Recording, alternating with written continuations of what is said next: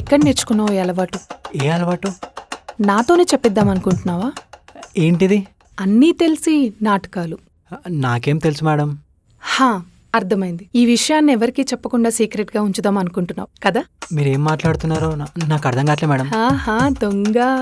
నేను దొంగని కాదు మేడం, ఐటీ ఎంప్లాయీని. హా, జోక్స్ బాగానే వేస్తున్నావే. రన్నింగ్ కూడా బాగా చేస్తాం. బాయ్.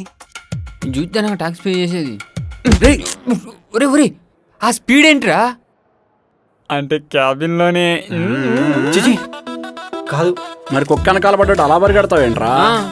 ఆవిడ మాటలేదో తేడా అనిపించి వచ్చేసా సార్. అవునా? నువ్వు కిస్ చేసిన విషయం చెప్పేసావా? నేనెందుకు చెప్తా సార్? అమ్మయ్యా, నాకు అదే డౌట్గా ఉంది, ఆవిడకి ఎలా తెలిసిందా అని.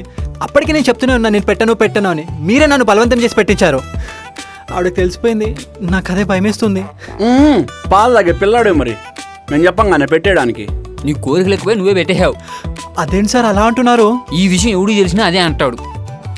సో ఈ విషయాన్ని నేనెవరికి చెప్పను. మరి CCTV power cut 2 minutes of అయిపోతాయి. అలా లింక్ వేసేసాం. నువ్వు పని చేసుకోపో, పోయిళ్ళు. నువ్వు పోరా బాబు. వెంకటలక్ష్మి ఎలా తెలిసిందంటావు? ఎలా తెలిస్తే ఉంది, బయటపడ్డ రోజు చూసుకుందాం. ఎవరికి తెలిసినా మనం బయట పడుకుని ఉంటే చాలు. అంతే. Okay done. పద.